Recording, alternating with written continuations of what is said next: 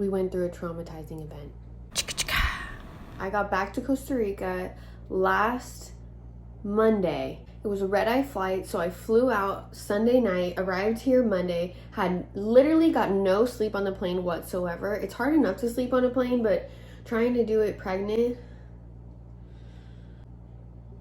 no. And I was in first class too, so I don't know what's up with that. Delta first class, it sucks. I don't know, don't do it, I guess. So it's like 6 or 7 a.m. I'm here in Costa Rica. Moo and Sway come pick me up from the airport, and I could just already tell something was up with Moo. He'd been crying and something was going on, but we didn't know what it was. We didn't know if maybe he had an earache, or it just didn't, like, he just didn't seem like anything else was going on, just other than the fact that he would cry a little bit every once in a while. So then I noticed there was like some blood on him and like on his bed, and I was like, oh no. I felt like maybe he had a cyst. I was like, we're gonna have to just take him in to see what's going on.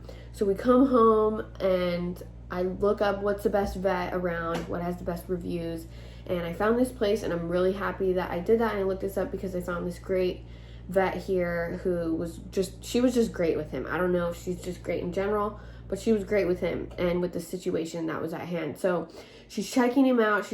I'm like, I think maybe he has a cyst here. And she's like, no, that's old. Like, that's not anything. That wouldn't be causing him pain. And then she just says, I think he has a broken jaw.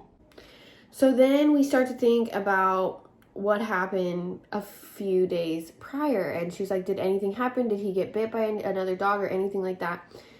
And Sway tells her, yeah, 4 days ago, he was walking Moo, and I guess a bunch of dogs came out of nowhere, running out of this house, and kind of went for him, but he was just like, what the heck is going on? Because we've never had a situation like that before. And then one of them got more aggressive with Moo, and as soon as that happened, he picked him up.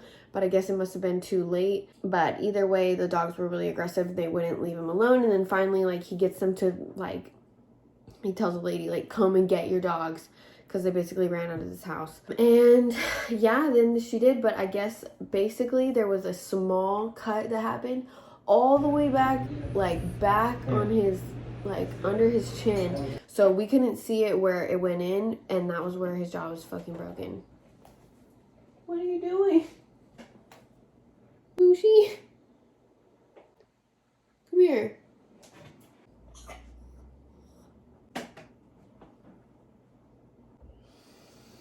So there I am in Costa Rica on no sleep whatsoever, and sitting there in the vet's office finding out that my dog's jaw is broken.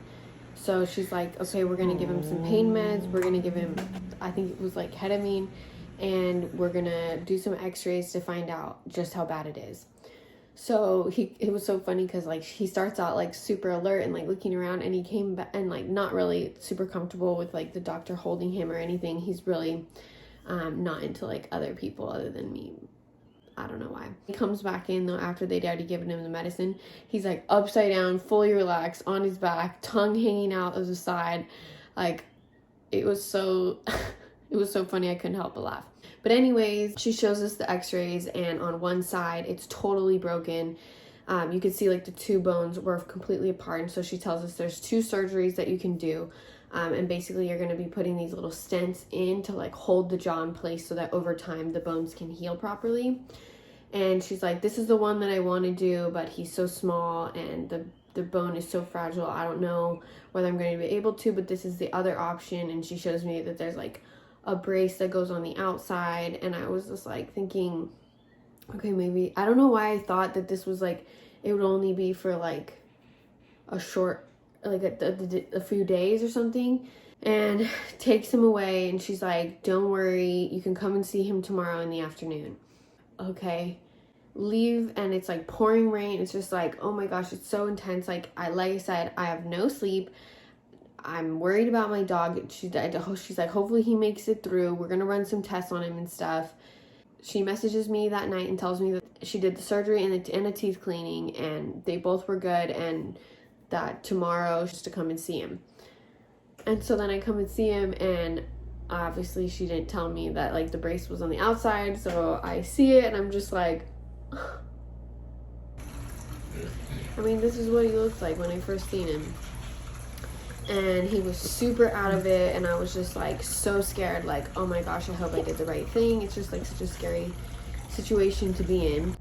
And we just kept coming back every day. Basically, I don't know if she like said like, oh, you can come and visit him. Like, I don't know if she just meant like just that one first day, but I definitely came back every day. And I think it was supposed to be more of like a short time, like quick visit, but like I just stayed for like an hour, or like till they were practically ripping him away from me. Because every time I went to see him, I was like doing like Reiki and healing energy, and like trying to like really take up the time that like I had with him to like help him heal and help him feel calm and help him feel comfort. And like the first day and like the first few days, I was playing Nam-myoho Renge Kyo, which is like a Buddhist mantra that I think it's a great mantra to tap into when like things are just all over the place and you're trying to be centered and protected and like safe. And so that's what works for me. So I would just play the whole entire mantra kind of quiet nearby him, just so that the frequencies are like going in. Every day was a little bit better. So like the first day he was like hooked up to an IV and just not like super out of it. By the second day, second day, his IV was out, so he was progressing. The infections weren't bad because it was getting infected. Like there was so much that could have gone wrong that just kept kind of going forward, and he didn't have a fever and everything was moving great. And then by the third day, he came out, and that time he was like much more calm, because the first 2 days like he would get like overly excited and like he would like move his jaw a lot and it would make him bleed. And like I was thinking like, am I doing the right thing like coming in to see him? But obviously like in hindsight, I do think it was the right thing. And it's so hard with like these little animals. Like you can't exactly just keep cleaning them out. Like that's what I asked her. I was like, you know, what should you be cleaning that? And she's like, no, because there's so much opportunity to be like infected. It's better to just leave it. And then yeah, by the third day we were like able to take him outside to go potty, and she's like, okay, we're gonna check him tomorrow, and if everything's good, then he can go home. So this is like 4 days, like 5 days in total that he'd been there. And so they said, just come in the evening tomorrow and you'll pick him up and then you'll start it at home. So then we came and picked him up, and he was so much better. Like every day like was a little bit better, a little bit more active, a little bit less out of it, obviously seeming like he's in less pain. And so now he's home with us, and so we're day 2 home, and we're doing okay. Oh, bud, poor guy. He has 6 rods going into his jaw, but he's stronger today. He's also very high. I have to drug him every day. We put the medicine in his food, and it's just, I can't believe how much he's been through. But these little dogs, they're just little fighters, and he's just gonna keep on getting better. So yeah, if you want to send healing energy to my little moo man, if you know you've had anything like this happen, I'd love to hear about it. Obviously he's progressing now, and I can update you when he's totally healed. So he has to keep the brace and the cone on for at least a month.